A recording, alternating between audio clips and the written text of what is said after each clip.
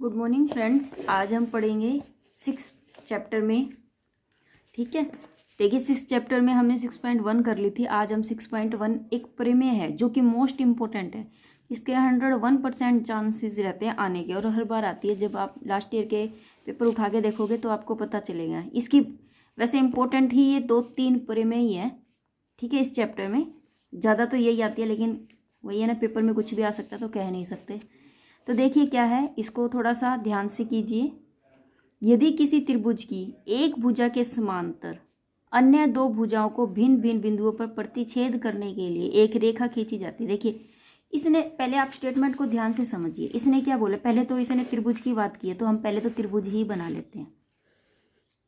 ठीक है, एक बार मैं रफली बना रही हूँ, फिर उसके बाद आपको साफ से बना के दिखाऊंगी।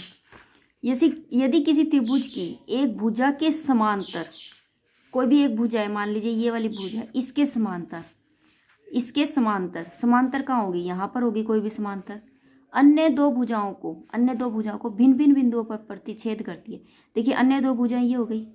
ठीक है, इन दोनों भुजाओं को भिन्न भिन्न बिंदुओं पर प्रतिच्छेद करती है। इसके समांतर जो भी रेखा आप खींचोगे वो, और जो बाकी बची जो दो भुजाएं हैं उनको भिन्न भिन्न बिंदुओं पर प्रतिच्छेद करती है। मेरी बात समझ गए।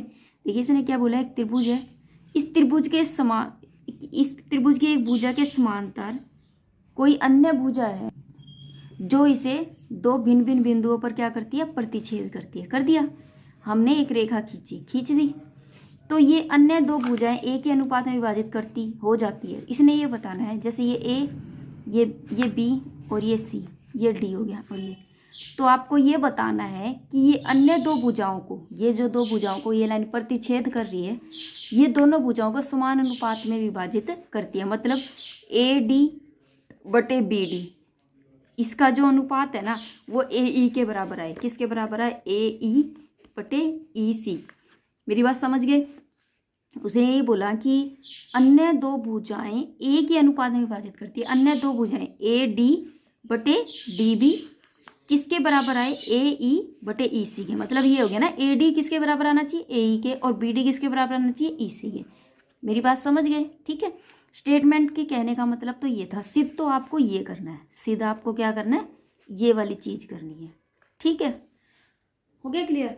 उससे पहले आप एक चीज समझ लीजिए, जब हम क्या करते हैं, किसी त्रिभुज पर लंब डालते हैं, त्रिभुज पर लंब हमेशा ऐसे भी, देखो त्रिभुज है ये, त्रिभुज पर लंब 3 प्रकार से डलता है। एक तो आप शीर्ष लंब से, ये शीर्ष होता है। ठीक है, शीर्ष से लंब डालते हो, यहाँ आपने ये तो देखा ही होगा, हमेशा देखा है। ठीक है, ये मध्यिका होती है। ठीक है, दूसरा लंब आप कैसे होता है, जैसे ये हो गया, ऐसे समकोण त्रिभुज हो गई। समकोण त्रिभुज में ये कोण 90 डिग्री का होता है। ठीक है, तो ये भी एक लंब हो गया, ये भी लंब हो गया। ठीक है, तीसरा जो होता है ना, शायद आपने ना तो देखा हो ना सुना हो, शायद मेरे ख्याल से इसका भी यूज होता है। जैसे कि मान लीजिए कि ये त्रिभुज है। ठीक है, ये त्रिभुज है। कुछ ऐसी त्रिभुज होती हैं जिनमें बाहर लंब डलता है, अंदर लंब डलने का कोई चांस नहीं होता, वहां बाहर लंब डलता है। जैसे कि मान लीजिए ये त्रिभुज थोड़ी तिरछी होती है, ये त्रिभुज जो है तिरछी होती है ऐसे। ठीक है, तो इसका जो लंब, या फिर ऐसे होती, ऐसे। ठीक है, तो इसका जो लंब है ना वो बाहर की तरफ डलेगा। इसका लंब कैसे डलेगा, बाहर की तरफ। तो ये जो है ना, ये लंब होता है। ये क्या होता है, लंब। इस तरीके से बाहर की तरफ डलता है, और ये जो है ना हमें ऐसे खींचनी होती है इस लाइन को। ठीक है, क्लियर है मेरी बात। त्रिभुज में लंब जो होता है 3 टाइप से डलता है। एक तो होता है ऐसे समकोण, एक अंदर की तरफ डलता है, और एक बाहर डलता है। ठीक है, बाहर डलता है तो हमें ये लाइन बढ़ानी पड़ती है, तो ये हमारा ये लंब हो जाता है। ठीक है, तो कंफ्यूज मत होना, त्रिभुज में लंब हम 3 प्रकार से डाल सकते हैं। ठीक है, अब इस क्वेश्चन में हमारा जो लंब डलेगा ना वो बाहर की तरफ डलेगा। देखिए अब क्वेश्चन की बारी है, क्वेश्चन नंबर, अब 6.1 प्रमेय को हम ध्यान से समझेंगे और इसको ध्यान से ही करेंगे। ठीक है बेटा, कंफ्यूज बिल्कुल भी नहीं होना, ध्यान से समझोगे तो बिल्कुल भी कंफ्यूज नहीं होगे।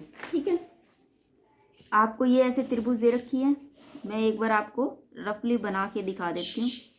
ठीक है, ये डी और ये ई,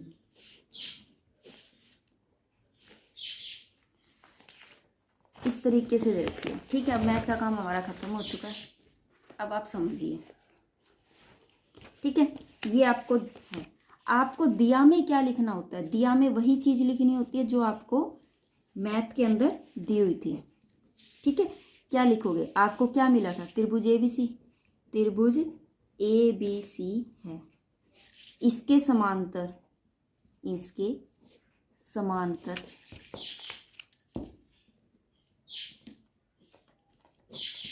इसके समांतर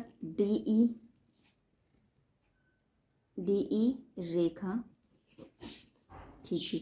आपको कुछ भी बना के नहीं लिखना, जो आपको दिया हुआ है बुक के अंदर वही लिखना है, ठीक है। खींची, जो किस पर काटती है, जो दो बिंदु D व E पर काटती है, ठीक है। ये तो दिया है आपका, आपको सिद्ध क्या करना है, सिद्ध करना है इनका जो अनुपात है वो बराबर आए, तो AD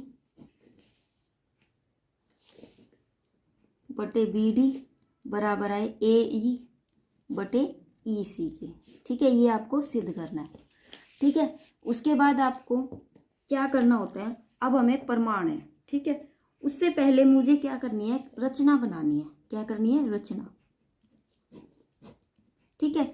रचना जो हम एक्स्ट्रा वर्क करते हैं ना इसके अंदर, जो हमें जरूरत है करने की, वो हम रचना में लिखते हैं, ठीक है। जैसे हम क्या करेंगे, B है, B को E से मिलाएंगे, B को क्या करेंगे हम E से मिलाएंगे, ठीक है। ये रचना करनी जरूरी है आपको, और D को C से मिला दिया, ठीक है। ऐसा क्यों किया हमने, रचना ऐसी क्यों की, ताकि हमारी एक त्रिभुज बन जाए। देखो हमें क्या चाहिए, BD भी चाहिए ना, BD भी चाहिए। अब ऐसे कोई त्रिभुज नहीं बनेगी, मान लीजिए आपने कोई चीज़ ये नहीं है आपके पास, ठीक है, तो आपके तो ये चतुर्भुज रह गई, ठीक है। हमें क्या करना पड़ेगा कि त्रिभुज तो बनानी पड़ेगी ना, त्रिभुज बनानी पड़ेगी। जैसे DDC बन गई, अब त्रिभुज बन गई, इसी तरीके से हमने इसको मिलाया, इसलिए मिलाना पड़ा हमें। फिर हम क्या करेंगे, D, ये जो D पर है ना, हम क्या करेंगे, देखो ये त्रिभुज है एक, ये क्या है, त्रिभुज है। अब देखो ये क्या है, मेरी त्रिभुज है ये वाली DEC। अब मुझे इसके ऊपर एक लंब डालना है, बाहर की तरफ लंब डल रहा है ना, याद रखना। ये क्या है, लंब डाल दिया, जो कि मेरा बाहर की तरफ है, ये क्या है, M होगा। ये क्या होगा, M मान लिया मैंने। इसी तरीके से मुझे इस त्रिभुज के अंदर भी बाहर की तरफ एक लंब डालना पड़ेगा, तो ये क्या हो जाएगा मेरा, ये हो जाएगा मेरा N हो जाएगा, ठीक है। सिर्फ आपको ये वाली चीज़ तो याद रखने की जरूरत ही नहीं पड़ी आपको, क्योंकि मैंने आपको बता दिया कि त्रिभुज की तो ज़रूरत पड़ेगी, इसलिए हमने इसको मिला दिया। लेकिन इस वाली चीज़ को आपको थोड़ा सा माइंड में रखना पड़ेगा कि आपको EN जो है वो बाहर की तरफ इस त्रिभुज के ऊपर लंब डालना पड़ेगा आपको, ठीक है। लंब डालना है इसके ऊपर। याद रखने वाली तो ये वाली बात भी नहीं है, क्योंकि मैंने आपको बताया कि त्रिभुज के ऊपर बाहर की तरफ लंब डालना है, ठीक है। और इसका यूज आपको पता चल जाएगा कैसे होगा, तो फिर और भी अच्छे से समझ आ जाएगा, ठीक है। तो आपने रचना में क्या लिखा, आपने रचना में लिखा D को C से मिलाया, D को C व B को E से मिलाया, B को E से मिलाया, ठीक है। दूसरा आपने क्या किया कि ये जो DM है, DM वो परपेंडिकुलर खींचा, किसके ऊपर, AC के ऊपर। DM परपेंडिकुलर AC पर, परपेंडिकुलर का मतलब होता है लंब। DM किसके ऊपर लंब है, किस लाइन के ऊपर, AC के ऊपर। वह आपका ये जो EN है वो किसके ऊपर है, AB के ऊपर। EN AB के ऊपर लंब खींचा, ठीक है बेटा। ये तो हो गई हमारी रचना, बस इतना ही है रचना में। अब हम करेंगे प्रमाण, जो हम सिद्ध करते हैं प्रमाण में, जो हम काम करते हैं ना वो बोलते हैं प्रमाण में, ठीक है। देखिए अब हम इसमें क्या करेंगे, आपको पता है कि त्रिभुज की जरूरत है, इसके अंदर हमें पूरी त्रिभुज में क्षेत्रफल निकालना पड़ेगा। सबसे पहले हम क्या निकालना पड़ेगा, मुझे क्षेत्रफल, ठीक है। तो हम क्या करेंगे, अब हमारे पास त्रिभुज, पहले आपको एक क्षेत्रफल का फॉर्मूला बता देती। त्रिभुज का जो क्षेत्रफल का फॉर्मूला है वो क्या होता है, 1/2 आधार गुणा लंब।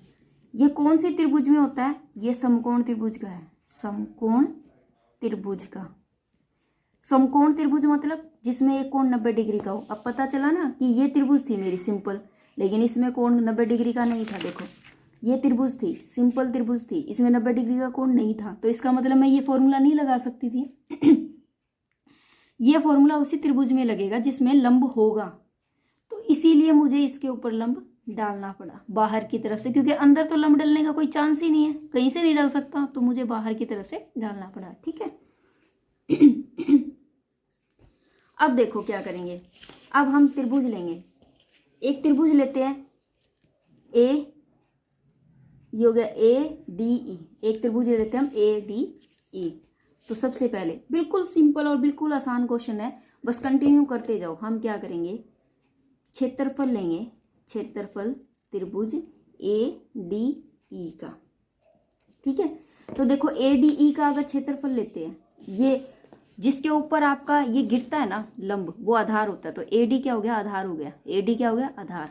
तो 1/2, ठीक है, आधार क्या हो गया, ए डी, और लंब क्या हो गया आपका, ई एन हो गया, ई एन। ठीक है, तो लंब तो डालना पड़ता ना, देखो इसके ऊपर भी लंब डालना पड़ता, इस त्रिभुज के अंदर भी, तो इस त्रिभुज में मैंने अंदर की तरफ लंब डाल दिया तो अंदर गिर गया। मैंने बताया ना कि लंब आप दो तरीके से डाल सकते हो, एक ये शीर्ष लंब, शीर्ष था, शीर्ष से लंब डाल दिया यहाँ पर, एक इस वाले शीर्ष से डाल दिया क्योंकि मुझे लंब की जरूरत थी। ठीक है, दूसरी त्रिभुज हम ले लेंगे यही वाली ए डी ई। दूसरी त्रिभुज हम कैसे लेंगे, दूसरी त्रिभुज हम लेंगे, अब ये ले लिया हमने। ठीक है, मैं ना पहले आपको कंटिन्यूस चारों त्रिभुज निकाल के दिखा देती हूँ, फिर क्षेत्रफल दोबारा से इसी त्रिभुज का ए डी ई का, तो 1/2। ठीक है, देखो मैंने 2 बार इस त्रिभुज को लिया है, ध्यान से समझना, मैंने 2 बार लिया, एक बार ये त्रिभुज ली तो ये लंब लिया था, अब त्रिभुज वही ले रही हूँ, लंब क्या ले रही हूँ, ये वाला ले रही हूँ, डीएम लंब ले रही हूँ। अब मैं लंब क्या ले रही हूँ, डीएम, और जिसके ऊपर ये लंब गिरा वो क्या होगा, आधार, मतलब ए ई क्या हो जाएगा मेरा, आधार, तो ए ई गुणा में क्या हो जाएगा आपका, डीएम। बात समझ गए। जब मैंने पहले त्रिभुज ली थी तब मैंने लंब इसको माना था। ठीक है, अब मैं त्रिभुज तो यही ले रही हूँ लेकिन लंब किसको मान रही हूँ, डीएम को। ठीक है, ये हो गया सेकंड। अब नीचे वाली त्रिभुज पर आते हैं। ठीक है, क्षेत्रफल, क्षेत्रफल किस त्रिभुज का, अब हम त्रिभुज ले रहे हैं B D E, B D E, इस वाली त्रिभुज को ले रहे हैं। ठीक है, त्रिभुज बी डी ई, ठीक है का, तो क्या लेंगे, 1/2। ठीक है, 1/2 आधार। अब देखिए यहाँ पर लंब क्या होगा, यहाँ पर जो लंब है वो क्या होगा, यहाँ पर लंब होगा, देखो ये वाली त्रिभुज ली है, ये वाली, तो यहाँ पर जो लंब है ना, इस त्रिभुज का जो लंब है बाहर की तरफ है, तो ये लंब होगा, ई एन लंब होगा, क्या होगा इसके अंदर, ई एन लंब होगा। अगर यहाँ पर ई एन लंब है, ई एन लंब किसके ऊपर है, बी डी के ऊपर, बी डी वाली लाइन को ही तो बढ़ाया था मैंने, तो बी डी के ऊपर है, तो बी डी गुणा में ई एन हो गया। ठीक है, क्लियर है। इसी तरीके से फिर क्षेत्रफल लेंगे हम, कौन सी त्रिभुज का, सी ई डी का, त्रिभुज सी ई डी का, तो वो क्या हो जाएगा, 1/2। अब देखो अब कौन सा लंब है हमारा, डीएम, ये बाहर की तरफ है, डीएम गुणा में ये लंब किसके ऊपर है, ए ई सी के ऊपर, ई सी के ऊपर। ठीक है, क्लियर है इतनी बात, कोई डाउट। अब ये फर्स्ट है, ये सेकंड है, और ये थर्ड है, और ये फोर्थ इक्वेशन अब हमारी आ चुकी है। ठीक है, आगे देखिए,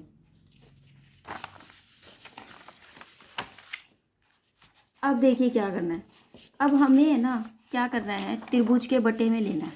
देखो ए डी बटे बी डी, तुम्हें याद ना रहे तो ए डी बटे बी डी, अब ए डी किसमें, इसमें है, और बी डी किसमें, इसमें है, तो हम क्या करेंगे, इसको इसके बटे में लिख सकेंगे। ठीक है, क्या करेंगे, हम समीकरण लिख सकते हैं ना, हम इसके बटे में समीकरण 1 व 3 से, समझ आ गया। क्यों किया मैंने, क्योंकि मुझे ए डी और बी डी को नीचे लेना है एक दूसरे के, तो मैं देखो ए डी इसमें है, बी डी इसमें है, तो इसको और इसको ले सकती हूँ ना एक दूसरे के नीचे। तो यहाँ क्या लिखेंगे, क्षेत्रफल त्रिभुज ए डी ई का बटे में क्षेत्रफल त्रिभुज बी डी ई का। क्लियर है ना मेरी बात। देखो मुझे ए डी और बी डी दोनों चाहिए, मैंने ले लिया इसके अंदर। ठीक है, उसके बाद क्या करेंगे, समीकरण, ये तो हो गया। अब क्षेत्रफल इसका कितना था, 1/2 E D, sorry E N गुणा में ए डी बटे में, मैंने ये एज इट इज रख दिया, 1/2 बी डी गुणा ई एन। देखो ई एन से ई एन कट गया, ये इससे कट गया, तो कितना है इसका ए डी बटे बी डी आ गया। देखो यही चीज़ आ गई ना, जो मुझे चाहिए थी वो चीज़ आ गई। ठीक है, इसी तरीके से क्या करेंगे अब हम करेंगे समीकरण 2 व 4 से। देखो 2 व 4 से 2 वाली और 4 का यूज करना है, तो क्षेत्रफल त्रिभुज ए डी ई व क्षेत्रफल त्रिभुज सी ई डी किसके बराबर आ जाएगा? 1/2 ए ई गुणा डी एम, 1/2 गुणा डी एम गुणा ई सी।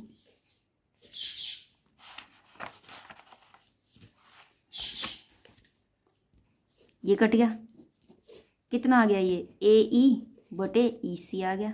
ठीक है, क्लियर है? ये दो चीज़ आ गई। लेकिन अब मेरा यहाँ तक ख़त्म नहीं होता क्वेश्चन, मुझे अब ये दोनों भी तो बराबर लाने हैं ना। अब ये दोनों बराबर कैसे लाए? सोचने वाली बात क्या हो गई, ये दोनों बराबर अब हम कैसे लाए? ठीक है, देखिए इसको बराबर लाने का एक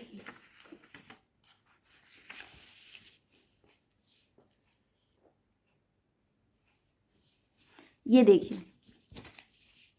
हमें ये बराबर लाने, आपको पता है कि ये जो त्रिभुज ली थी मैंने बी डी ई, ये वाली त्रिभुज और एक ये वाली त्रिभुज, इन दोनों का जो आधार था ना, ये वाली चीज़ जो डी ई था, वो तो दोनों में था। जब आधार सेम होता है ना, तो इस आधार से बनी दोनों त्रिभुज क्या होती है? एक दूसरे के क्या होती है? बराबर होती है। क्या होती है? बराबर होती है। जैसे कि मान लीजिए इसका आधार था ये देखो, ये डी ई इस त्रिभुज में भी था और डी ई इस त्रिभुज में भी था। तो जब सेम आधार होता है ना, तो उनका जो क्षेत्रफल होता है ना, उन दोनों सेम आधार से निकली हुई दो त्रिभुजों का जो क्षेत्रफल होता है ना, वो क्या होता है? बराबर होता है। ठीक है, तो आपको ये रीजन लिखना है। यहाँ पर आप क्या लिखोगे? त्रिभुज बी डी ई और त्रिभुज डी ई सी एक ही आधार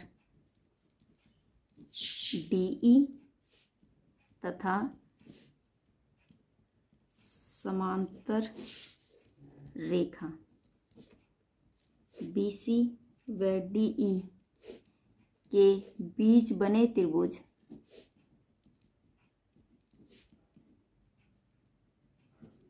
का क्षेत्रफल बराबर होता है।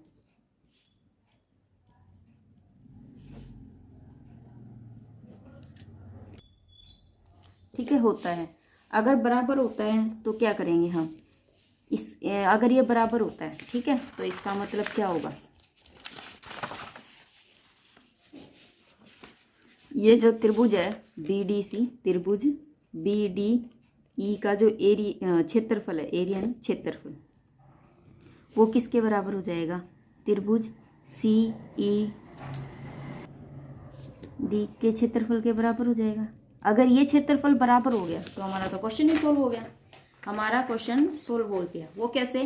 अगर ये दोनों बराबर है, ठीक है, मान लीजिए ये भी नीचे है, यहाँ पर ये भी नीचे है, अगर ये दोनों बराबर है और ऊपर वाले तो है ही बराबर, ऊपर वाले तो सेम वैसे ही है, तो ये दोनों तो बराबर पहले से ही है और ये दोनों भी बराबर कर दिए, तो मतलब समीकरण आपकी ये जो 5th है और ये जो 6 है, ये दोनों भी तो फिर बराबर हो जाएगी ना, ऑटोमेटिक ही बराबर हो गई। देखो बेटा, ये वाली बराबर है ना, ये बराबर, ऊपर वाली तो बराबर है, तो मैं बिना देखे ही इनको बराबर रख सकती हूँ। अब मुझे नीचे वाली बराबर करनी थी, तो अगर ये दोनों भी बराबर आ गई तो मैं इन दोनों को वो कर सकती हूँ ना, इक्वेलिएट। ठीक है, तो हम क्या करेंगे? इक्वेशन नहीं लिख सकते, समीकरण 5 व 6 से। तो हम क्या करेंगे? क्षेत्रफल त्रिभुज ए डी ई का बटे में क्षेत्रफल त्रिभुज बी डी ई का किसके बराबर हो गया? क्षेत्रफल त्रिभुज ए डी ई बटे में क्षेत्रफल त्रिभुज सी ई डी के, ये बराबर हो गया। ठीक है, अगर ये बराबर हो गई तो इनकी जो भुजाएं हैं वो भी बराबर हो गई। तो ए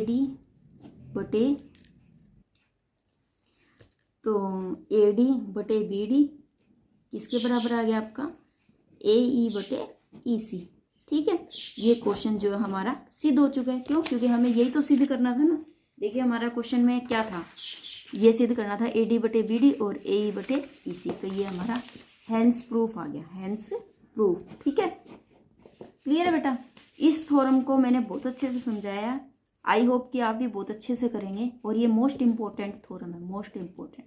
ठीक है, ठीक है, इसीलिए आज एक ही थ्योरम करवा रही हूँ, फिर नेक्स्ट वीडियो में आपको दूसरी थ्योरम करवाऊंगी। तब तक के लिए बाय बाय। इस वीडियो को ज़्यादा से ज़्यादा लाइक सब्सक्राइब तो बिल्कुल भी करना मत भूलिए। Thank you, have a nice day.